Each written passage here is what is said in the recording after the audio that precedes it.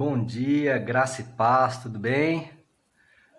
Meu nome é Celso Sandi, sou professor da Escola Bíblica Dominical. Eu dou aula para os juniores de 9 a 12 anos.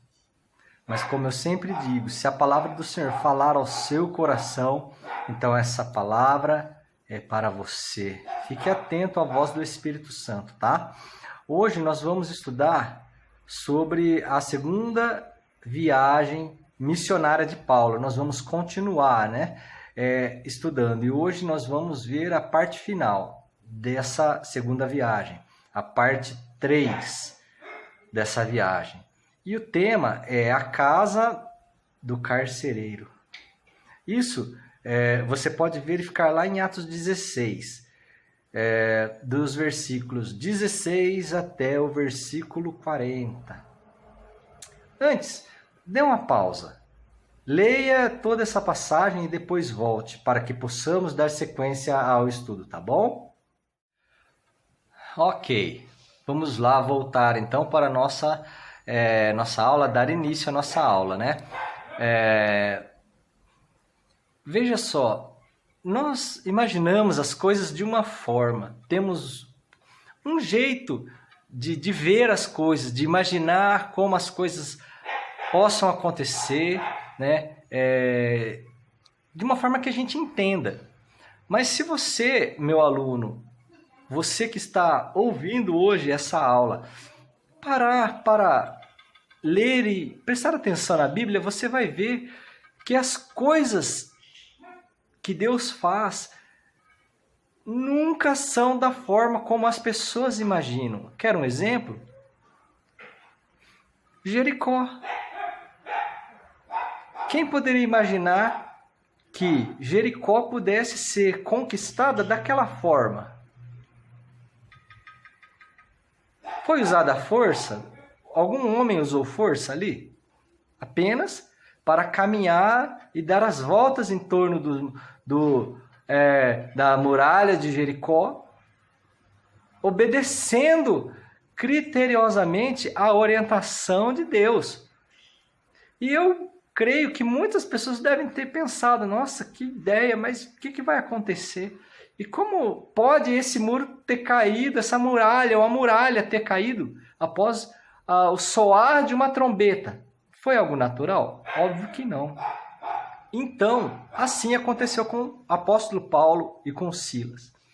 Eles estavam andando ali, evangelizando ali a cidade de Filipos, e uma moça tomada por um espírito maligno de adivinhação ficava andando atrás deles e gritando, esses são servos do Deus Altíssimo, servos do Deus Altíssimo. E aquilo, em um determinado momento, incomodou o apóstolo Paulo, que libertou aquela mulher. Com uma palavra, ele ordenou que aquele espírito saísse. Veja, a luz incomoda as trevas. As trevas devem ser dispersas quando chega a luz. O espírito imundo representa as trevas, e o Espírito Santo de Deus que habitava em Paulo e Silas representa a luz. Paulo se incomodou com aquela situação daquela mulher. Paulo se incomodou com a situação que a vida daquela mulher estava. Aquela mulher, pessoas viviam do dinheiro que aquela mulher arrecadava por prática de adivinhação. Então, eu quero te fazer uma pergunta. O pecado e o sofrimento que você tem visto ao seu redor todos os dias tem te incomodado? Outra pergunta, o que você tem feito para ajudar as pessoas a serem libertas, a conseguirem vencer aquilo que tem aprisionado elas? E outra pergunta, você sabe o que é oração de cura e libertação?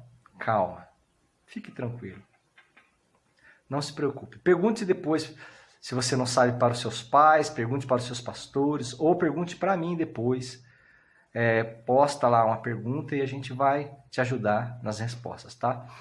Mas enfim, quando você pratica o bem, você espera que o retorno seja o bem, não é? Mas o que Jesus disse? Que, da mesma forma como ele foi perseguido, que nós seríamos perseguidos por causa do nome dele. E assim aconteceu com Paulo e Silas. As pessoas que arrecadavam dinheiro por conta daquilo, da prática da adivinhação, daquele espírito maldito naquela mulher, elas ficaram ferozmente ofendidas e levaram Paulo e Silas para serem julgados. Eles foram julgados, eles não foram julgados, eles foram açoitados, apanharam muito e foram presos.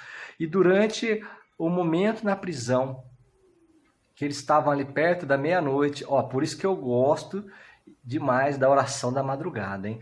Perto da meia-noite, eles estavam orando, e cantando, e louvando, e adorando a Deus. Os demais presos estavam ali, eles estavam ouvindo, e estavam quietos ouvindo. Enquanto eles oravam, aconteceu algo tremendo. Houve um terremoto, todas aquelas paredes quebraram, as correntes foram rompidas. Certamente as luzes das lamparinas ali, as luzes apagaram, ficou uma escuridão.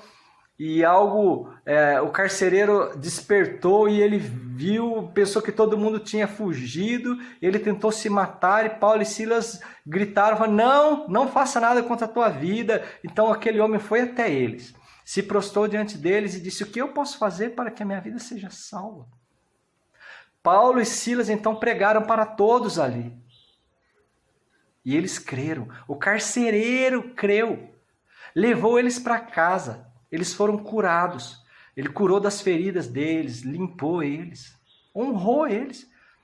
Ele e a sua família creram na pregação do evangelho, das boas novas. Eles foram batizados. Logo no dia seguinte, Paulo e Silas foram libertos. E eles voltaram então para a casa de Lídia. Todos ali estavam preocupados com eles, se alegraram com o retorno deles. E logo na sequência, eles seguiram a sua viagem. Veja, Deus tem um plano em todas as coisas. Os missionários hoje no campo passam por grandes privações, tantos sofrimentos, coisas que nós nem imaginamos. Mas nós temos que orar e crer que em tudo tem um plano de Deus para salvar alguém, para operar um milagre em algum lugar. Então você precisa orar por causa disso, porque nós precisamos orar para termos discernimento. Hein? Você, meu aluno, pode perguntar para mim, o Filipinho pode perguntar, mas Celso, o que significa discernimento? Discernimento significa você entender as coisas e saber separar o que é certo do que é errado e o que tem que ser feito. E o que pode deixar para ser feito em outro momento. Porque essas coisas é só o Espírito Santo que pode fazer nas nossas vidas. Volte, multiplique as suas horas de oração. Ore, para que Deus possa te mostrar e te usar aonde Ele quer que você esteja e em qual momento. Para que você não seja pego, desprevenido, tá bom? Deus te abençoe. Faça as lições, mande perguntas, curta a nossa página, compartilhe, ajude, dê o joinha lá, compartilhe, ajude outras pessoas a ouvirem essa palavra, que pode ser que essa palavra sirva para ajudar alguém a ter um encontro com Jesus. Creia nisso. Porque o que você precisa é abrir o teu coração para Deus. Arrependimento dos seus pecados, reconhecendo que precisa de Deus, assim como o carcereiro fez. E o Senhor pode mudar a sua história. Em nome de Jesus. Grande beijo na sua testa.